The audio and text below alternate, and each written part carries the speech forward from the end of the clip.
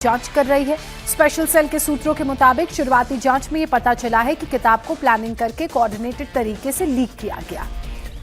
इसके लिए ministry of defence की क्लियरेंस को भी बाईपास कर दिया गया। जांच में पता चला कि पूर्व आर्मी चीफ को किताब का circulation Canada, Australia, Germany, USA जैसे देशों में किया गया। इन देशों में ऑनलाइन ये किताब सबसे पहले बिकनी शुरू हुई। स्पेशल सेल ने इसीलिए क्रिमिनल कॉन्स्पिरेसी की धाराओं में एफआईआर दर्ज की है। अब इसकी जांच का दायरा अमेरिका, कनाडा, जर्मनी और ऑस्ट्रेलिया तक बढ़ा दिया गया है।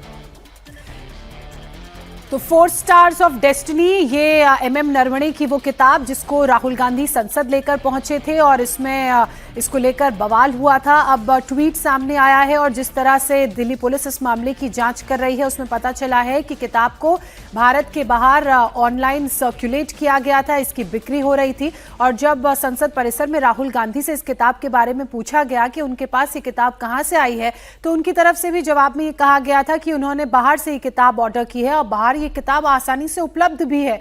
हालांकि इसको लेकर किताब की पब्लिशिंग हाउस पेंगुइन की तरफ से सफाई दी गई। उन्होंने कहा कि हमने इस किताब का हार्ड कॉपी और डिजिटल संस्करण को प्रसारित नहीं किया है। हमारी तरफ से इस तरह का कोई पीडीएफ भी सामने नहीं आया है। अब जांच का जो दायरा है वो अमेरिका, कनाडा, जर्मनी और ऑस्ट्रेलिया तक पहुंच चुका है। और इस एक्सक्लूसिव खबर पर हमारे साथ बातचीत के लिए सीधे हमारे सहयोगी कुमार सोनू जुड़ चुके हैं। कुमार, लेटेस्ट अपडेट क्या है अभी इस मामले में?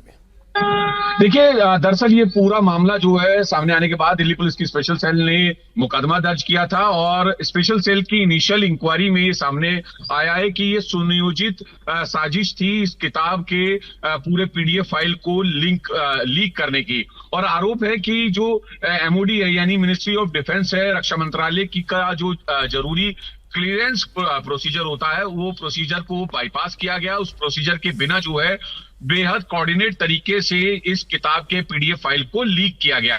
जांच में ये भी सामने आया है कि जो सर्कुलेशन है वो तकरीबन 4 देशों में सबसे ज्यादा हुआ, जिसमें कनाडा, ऑस्ट्रेलिया, जर्मनी और अमेरिका शामिल है। इन देशों में ऑनलाइन प्लेटफॉर्म पर ये किताब बिकनी शुरू हुई। स्पेशल सेल ने आपराधिक साजिश के तहत क्रिमिनल कॉन्स्पिरेसी की धाराओं के तहत मुकदमा दर्ज किया है। जांच का दायरा अब अमेरिका, कनाडा और जर्मनी से लेकर ऑस्ट्रेलिया तक बढ़ गया है। डिजिटल जो ट्रेल है, जो डिजिटल फुटप्रिंट है, उनके साथ साथ पब्लिशिंग नेटवर्क और इंटरनेशनल लिंक की जो है स्पेशल सेल की टीम जो है जांच करने में लगी है। खासतौर पर क्योंकि ये पूरा जो सर्कुलेशन है वो डिजिटल तौर पे हुआ हुसैन, तो इसलिए जो डिजिटल फुटप्रिंट है वो इन्वेस्टिगेशन में एक बेहद अहम हिस्सा हो सकते हैं। तो जाहिर सी बात है अब आने वाले दिनों में जब जांच तेज होगी तो पेंगुइन के अधिकारियों को या पेंगुइन के बिल्कुल, और इसी डिजिटल फुटप्रिंट के आधार पर भी पुलिस की जांच आगे की जाएगी और जांच का जो दायरा है वो अब दूसरे देशों तक